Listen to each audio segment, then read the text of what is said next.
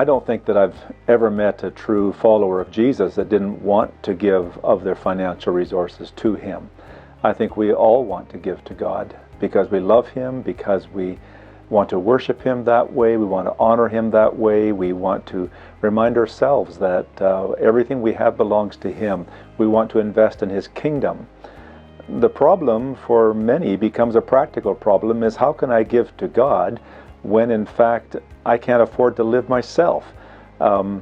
Especially if you're talking 10% or something like that. Let me tell you the story of the dime and the penny. Now you've not seen many of these pennies, have you, around any longer? I found this one, and it reminded me of when I was a boy. And my parents, and I told you a bit about this last week, my parents would give me an allowance of 10 cents. I wasn't very old, but I worked hard for that 10 cents, and that was quite a bit at the time. But, and you know what, I could take that 10 cents down to the corner store, and I could buy 5 black balls per penny with this. In other words, I could buy with this dime 50 black balls. And that was an exciting day for me to go down to the store. I knew just I could go pick them. And do you recall what black balls were? You put them in your mouth, at least the ones we had. You keep taking them out, and every time you took it out to look at it, it was a different color. By the time you had that black ball eaten, your mouth was just black all the way around here. But they were delicious. But there was something else my parents taught me, and that was out of this dime, 10 cents, to take 1 cent, 1 penny, and give it to God. Now, in a young 5-year-old's mind, that's 5 black balls that I would have to give up for the sake of giving to God. But they instilled that truth in my mind that, you know, everything they give to me, that entire dime belongs to God. It's what am I going to give to Him? And so they taught me to give 10%. And so they taught me to live on the 90% and to give the 10% to God. And to do that right off the top. Not to go down to the corner store and buy as many black balls as I wanted, and if I had a cent left over, I could give that to God. No, it was take that cent and give it to God first, and then with the other 9 cents, go down to the store and buy the 45 black balls. And you know, I learned that at a very young age, and it's never left me.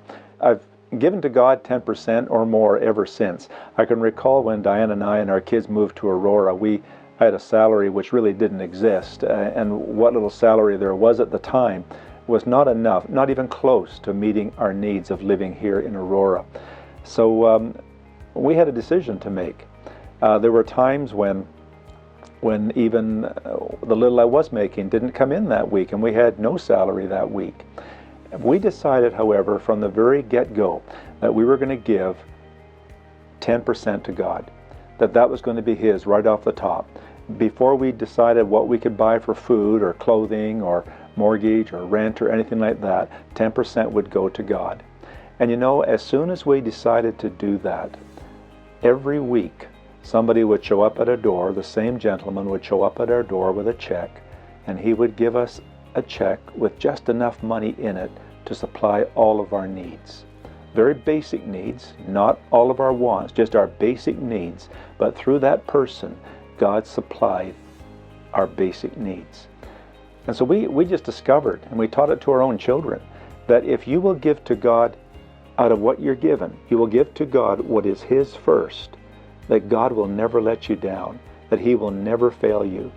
You give to God right off the top, before anything else is spent, what is His first, and He will always supply your needs. There are many, many faith stories that I have picked up through the years, and I've chosen one here to read to you, one that I got from a lady several years back. And it's just one of those faith stories. I have others I could read to you, but I like this one.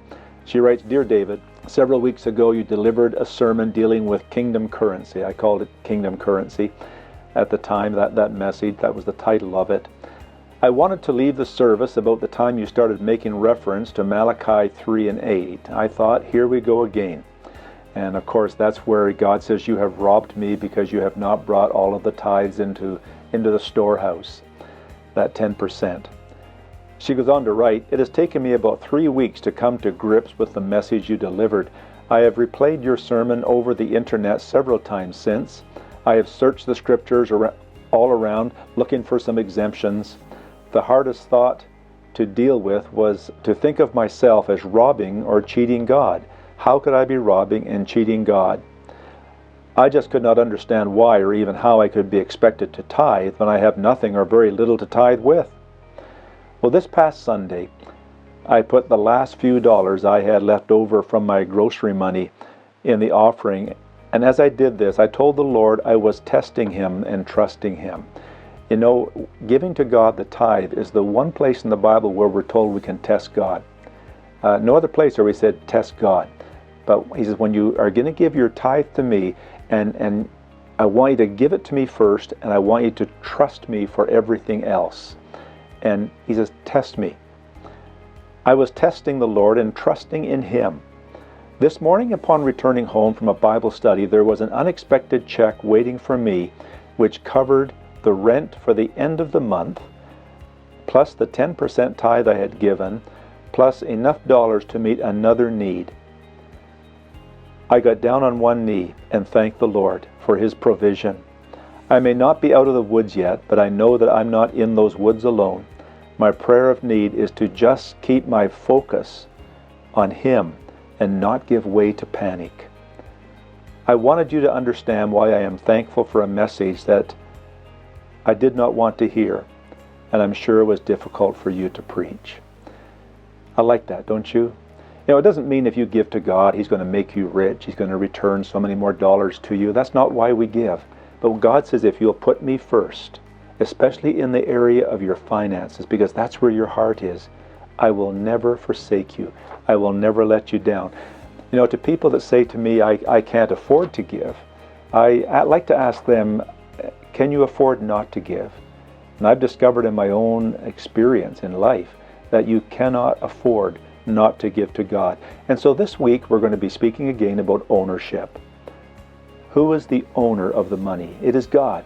And who is the manager? It is you. But to help you put together a plan on how to work that out, because I mean, most of us do face the issue of how can we give to God when we can't pay for all the needs that we have in our own lives?